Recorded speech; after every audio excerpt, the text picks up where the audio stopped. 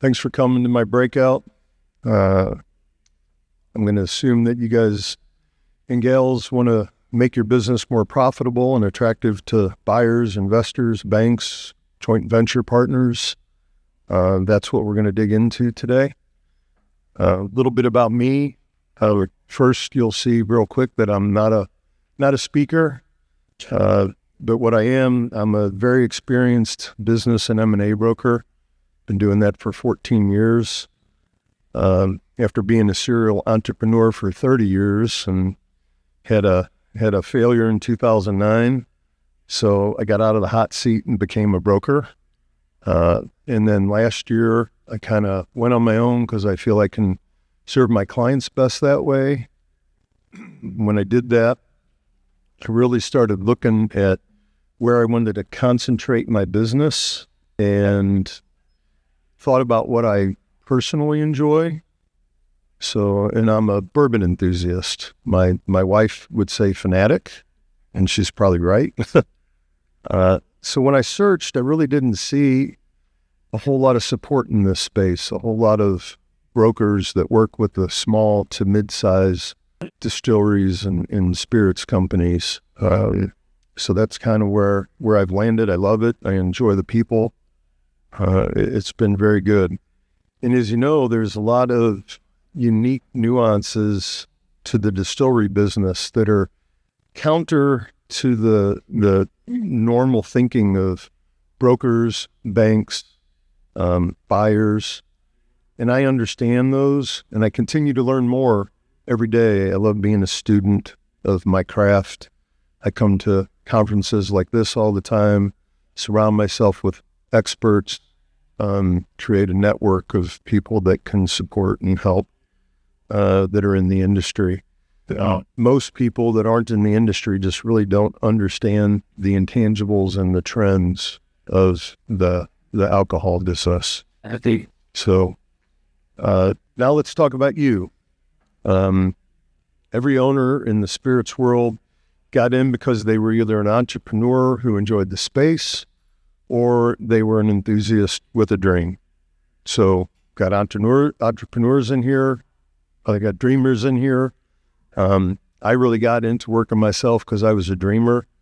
Did not like the corporate world, did not like being an employee without control.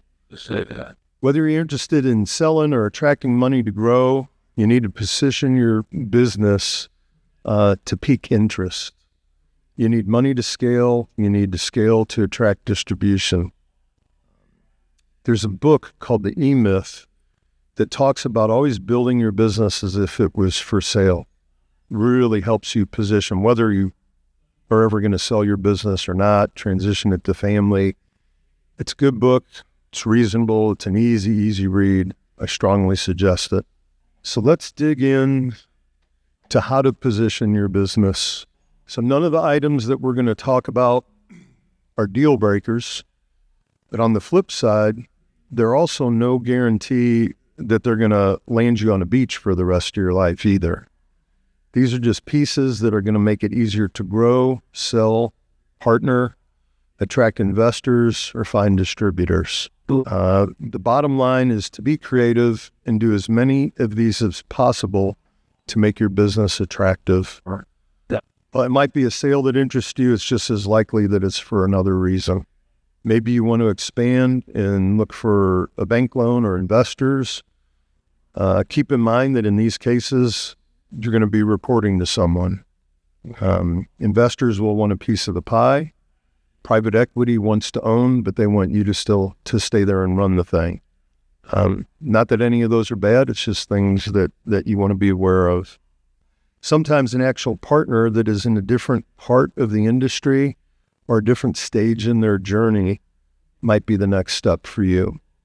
Each brings something different to the table. There might be benefits for both. Today, collaborations or joint ventures often accomplish a lot. 1 + 1 might equal 4. An example might be a clear and a brown liquid companies that join together for a bigger product offering. It might be a beer company to join with your spirits company to make the numbers big enough for distribution or to attract to attract money. This can attract either of the two. It might even open up other networks that are not currently available to you. And that could be for the supply side or the sales side. Think outside the box. Again, you don't know what you can do when you put teams together and partnerships. The strategic acquisition might even give you scale or distribution that you need, might make you large enough to attract. And again, in this kind of case, your house needs to be in order for financial and logistics purposes before you tackle that. So let's talk some specifics. And I know I'm not going to hit on everything. I love questions. That's really more the format I enjoy anyway. So we'll do that at the end. So let's talk about employees. It's the hardest thing that anybody encounters in business. But it's important for positioning to have that in place and to understand how that affects, who's the magic? Do you have a distiller? Do you have a blender? Will they stay long term? Are they under contract? Do they have ownership? Are they paid market rate? Are they family? What? Are you the distiller or blender? And if you are you willing after the change, acquisition, merger, whatever it might be, to continue doing that? Training people to do some of these things not only adds value to your business, it adds security to you and your family. But what do you do every day in your business? A buyer wants a business, not a job. A banker or investor wants stability. It's not necessarily a deal breaker, again, if you're the magic, but it is going to affect value, and it's going to limit how many would have interest in your business. Again, whether it's an acquisition or somebody putting money behind your business. Yeah, both. Let's talk about the financial end. Some of you might be ultra successful already. Some of you might be pre-revenue. Some of you might not be making a lot of money, but there's still likely to be value in your business with assets, with intangibles. So your financial house should always be in order. What if the unexpected happens, whether it's good or bad? If you can't show a buyer, bank, investor, or partner what you have invested in your business and where you are financially, you could literally be months from moving forward in any kind of situation. Run it like a business. Get with an accountant. Clean books and records give buyers and bankers trust. If you don't have the time or capability, hire this out. There's industry-specific firms that understand the nuances of a distilling business, and they aren't even more expensive than a generic accountant. There's no reason not to go this route. There's one back in the left corner of the room with Lou & Company that can help you out, and you should talk to him. And no, he doesn't pay me. He's just here to look. If you plan on a large business, at least talk to an expert and learn. In other fields too, there's consultants that can help with every part of your business. And at least give them a shout. They're here. Go talk to them. Be careful with personal expenses running through a business. I'm not saying don't do it. We're all small business owners. We all take advantage of that. What I'm saying is, one, track it, and two, use expenses that a bank would be willing to add back, because if a bank will add it back, anybody will look at it. And those are a little complicated. I've been helping people get SBA loans for 14 years. I'd be glad to answer questions and help on that kind of stuff, is what they'll look at, what they won't look at. It's not my rules, it's their rules, but we all have to fit in their box if we need money. Building that. Deposit your cash in the bank, or you will not get paid on it. You won't get loaned on it. You can use deductions to balance things out, but if it doesn't go on your P&L, you're never going to get credit for it in the finance world or the merger world. Do your tax returns on time and have P&Ls that match. Even a small company should be able to do this. Again, you should always be prepared. QuickBooks is cheap. It's easy to use. When you outgrow QuickBooks, there's industry-specific softwares that will do that stuff. Let's talk about product a little bit.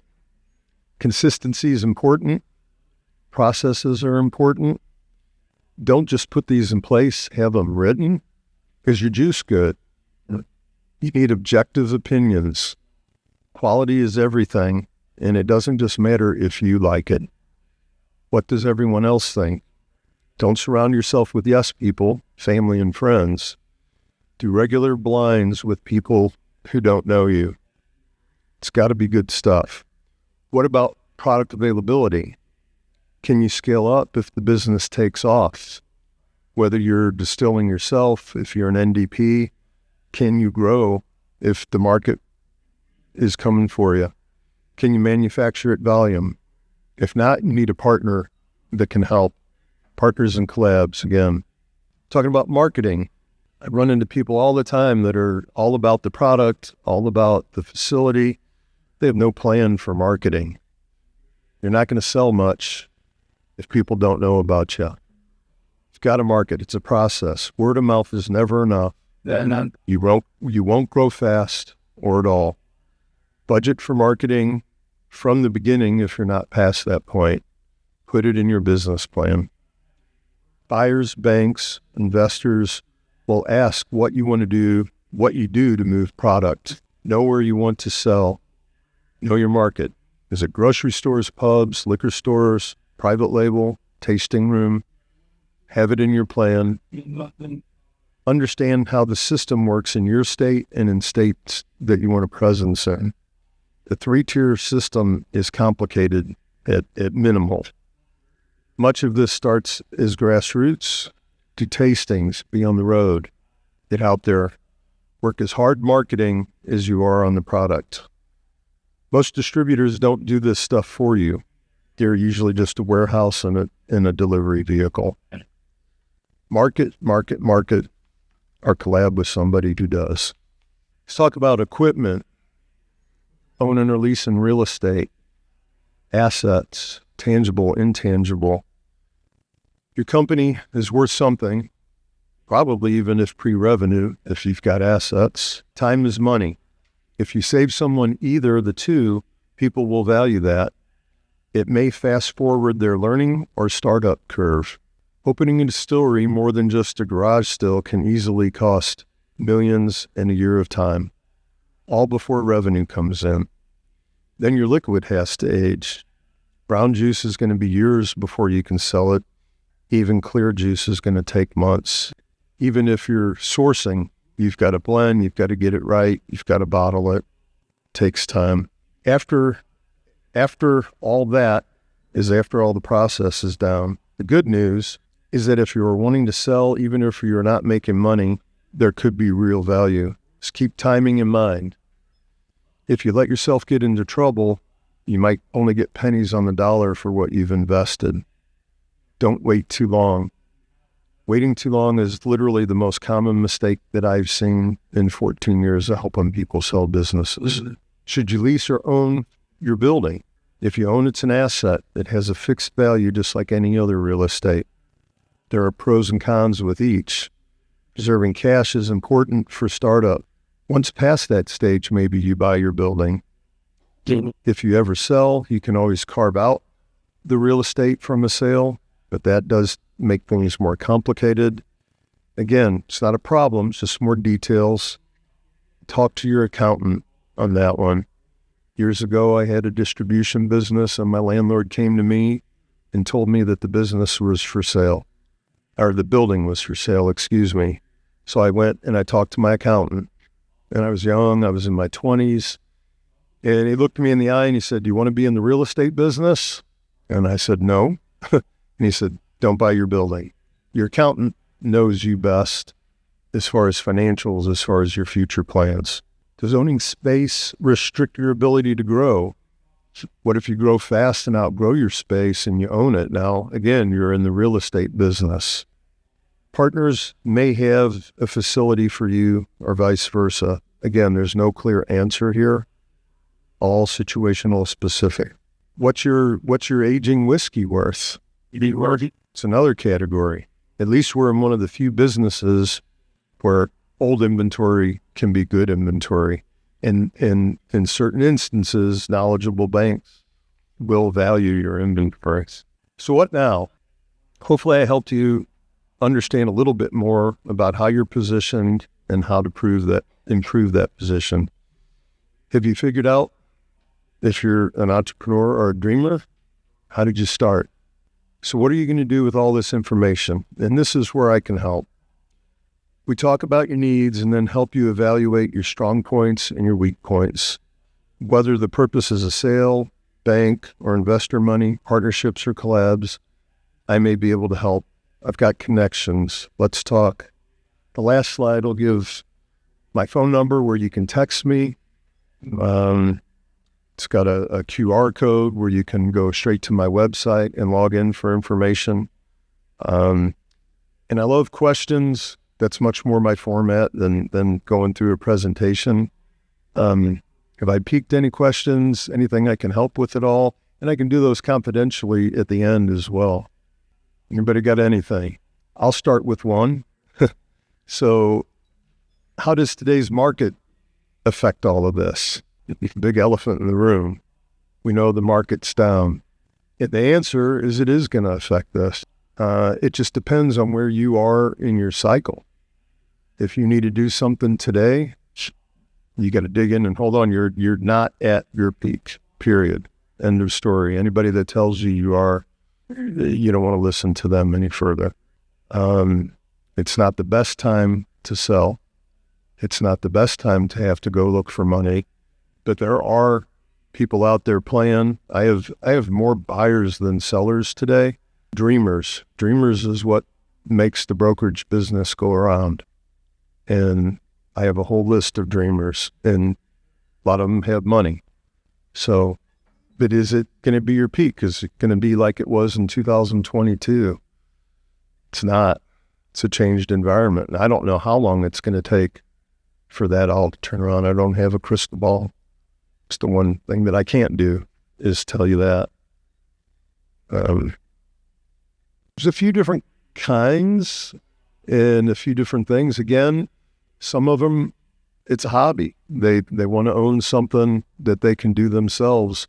But a sophisticated entrepreneurial buyer wants something that gives them a start, whether that means it's already a profitable business that they can walk into and turn the key, learn, take it to the next level.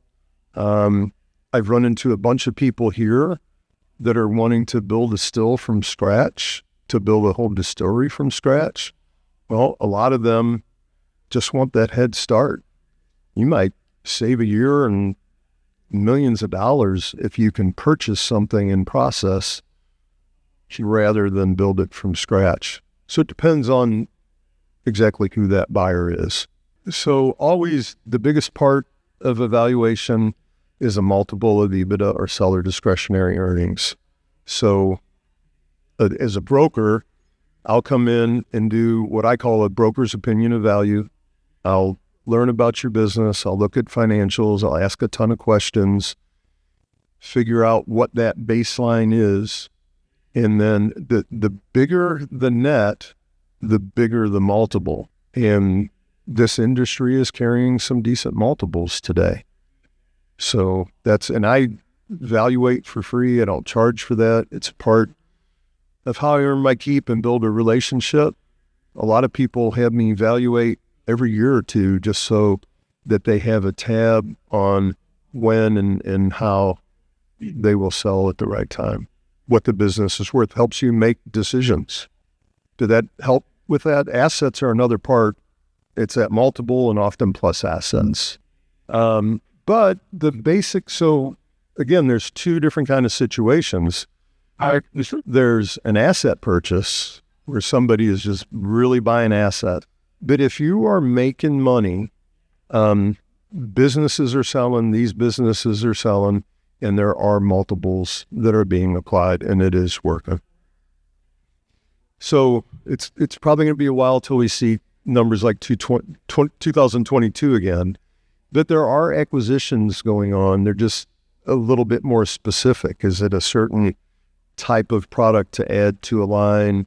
I'm hearing and seeing way too many things happen. Again, is it as busy as 2022? Absolutely not. But it's not completely turned off. It's not dead. So that's where between you, your accountant, your broker, if you want or need to sell, let's start the conversation. Sometimes everything I do confidentially. You can have a business out there listed. Nobody that shouldn't know knows that it's listed. So it doesn't hurt. Your employees shouldn't find out. Your customers shouldn't find out. I go through rigorous confidentiality. I meet people. I talk to people. So you can be waiting on the curve. You can't control the market timing, and the market timing doesn't care about your timing. So don't hesitate. It's worth learning. It's worth kind of digging in and getting the ball started. Yes. There's definitely something to be said for unused capacity. So So I mean that. we don't know who the buyer is, and the buyer might be buying for capacity. The buyer may have a brand, they may have something to bring to the table, but they don't have the way to put it to manufacture it. Unfortunately, because we don't know who the buyer is, I can't give you a definitive answer. But I tell people, if they have interest in even if they have interest in selling their business, run it like it's not for sale, because it might not sell. So you have to still plan right. Don't overextend. But if you see potential for growth, if you have capacity, you might do some contract distilling for somebody else. You might be able to fill that capacity, whether temporarily or long-term. So if it's something that you were going to do anyway, do it, but don't count on the market loving what you're doing and spend $1 million, thinking that you're going to outsmart the market. Depends on your timing and what you need to do. I just listed a distillery in Texas that has a ton of excess capacity, and instead of trying to downsize, they're going to sell. They're burnt. They went through some stuff. So again, there's no absolute yes or no. It'll come back. We just don't know when it's going to come back. There's a huge glut in product out there today. I mean, the big players, MGP is backing off production. So I get that. Or maybe you bring another line into your product, Maybe it's adding gin, if you're a vodka company or whatever, or whiskey, whatever it might be, and put it together that way. Or again, there's people wanting to do startup distilleries all the time. Do some contract distilling for them. Put that space to where maybe it at least breaks even. Because if you sell it now, if you sell that stuff off, you're going to sell it at a discount. So if you can hang on, but if you're in the situation where you have to do it, there's just a lot you have to look at. And that's where talking with an accountant, talking with a broker, really digging in deep and trying to learn those situations. Yes. So as a broker, I try to intercept that. And if I'm in doubt, I'll back off or walk away. So if a seller asks me, you don't artificially inflate anything. When people are spending good money, they figure it out. I do my best to figure it out. If I'm concerned, I'll bring in an expert. I'll bring in an accountant. I'm not an accountant. I've been doing it long enough. I've seen enough of them. I can figure that out. But there are things that are common add backs, and those are very fair. So when I look at a company's financials, I usually have a list of questions to understand those. And then I sit down with them and explain what I see, make sure that it makes sense, make sure that it lines up. If I have an idea that there's something artificial going on, I want to do this another 10 years, I walk away. So, and I haven't seen much of that through my 14 years. Most business owners are pretty good people. Not saying everyone is. Most of them are pretty good people. Anybody else? I'd love to hear from y'all. I'll give anybody that has interest in our consultation for free on their position, what they can do to help them. Again, I'm not a consultant. If we get into a situation that's out of my purvey, I know the people in the industry to send you to. I'll be around for a few minutes for questions, and thank you all for coming, and good luck in building your businesses. Thank you.